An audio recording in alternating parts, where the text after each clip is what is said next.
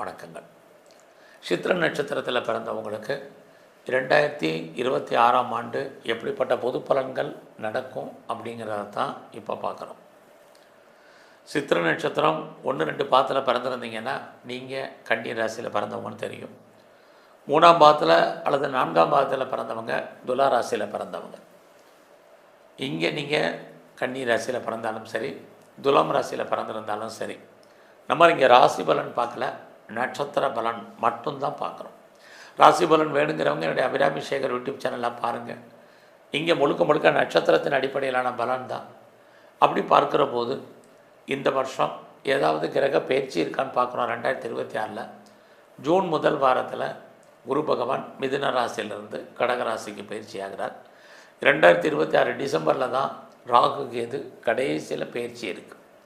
ஆக இந்த வருஷம் கோச்சாரத்தில் மீன ராசியில் சனி பகவான், மிதுன ராசியில் குரு, அப்புறம் கடக ராசியில் குரு, சிம்ம ராசியில் கேது, கும்பராசியில் ராகு பகவான் இந்த வருஷம் கோச்சாரத்தில் மேஜர் பிளானட் இங்கே தான் சஞ்சரிக்கிறாங்க. ஆக இவங்க இருக்கக்கூடிய இடம், இவங்க பார்க்கக்கூடிய பார்வை, இவங்க சஞ்சாரம் பண்ணக்கூடிய நட்சத்திர சாரம், இது அத்தனையும் கணக்கில் எடுத்துக்கிட்டு சித்திர நட்சத்திரத்தில் பிறந்தவங்களுக்கு இந்த வருஷம் எப்படி இருக்கும் அப்படிங்கிறத பார்க்குறோம். முதல்ல இதை பார்க்க சித்திரை அப்படின்னாலே நீங்கள் மெயினாக உங்களுக்கு தெரியும், செவ்வாய் பகவானுடைய ஆதிக்கத்தில் பிறந்தவங்க, அவருடைய அனுகூலத்தில் அனுகிரகத்தில் பிறந்தவங்க. இதை எப்பயுமே நீங்கள் மறந்துடாதீங்க. அது மட்டும் இல்லை, இந்த ராசி பலன், இந்த நட்சத்திர பலன் பார்க்குறதுல மெயினாக ஒரு விஷயம் ஞாபகத்தில் வச்சுங்க. ஒரு கிரகம் நமக்கு நன்மையை செய்துன்னா கடைசி வரைக்கும் நன்மையை செய்யல, ஏதோ ஒரு தீமைக்கு நமக்கு செய்ய தயாராக இருக்கும்னு அர்த்தம்.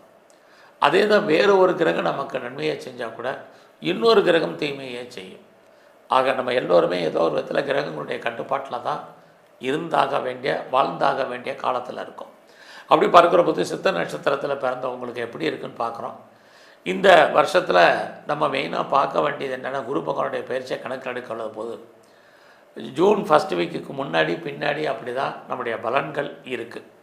ஆக என்னெல்லாம் நடக்க போகுதுன்னு பார்க்குற போது முதல்ல உங்களை பொறுத்த வரைக்கும் ஒரு பக்கம் உங்களுக்கு இறை அருள் கிடைப்பதற்கான வாய்ப்பு இந்த வருஷம் முழுவதுமே உங்களுக்கு இருக்குது. ஏன்னா உங்களுடைய சித்திர நட்சத்திரத்தை பொறுத்த வரைக்கும் உங்களுடைய அந்தஸ்து, புகழ் ஏதோ ஒரு விதத்தில் இந்த வருஷம் கூடும்.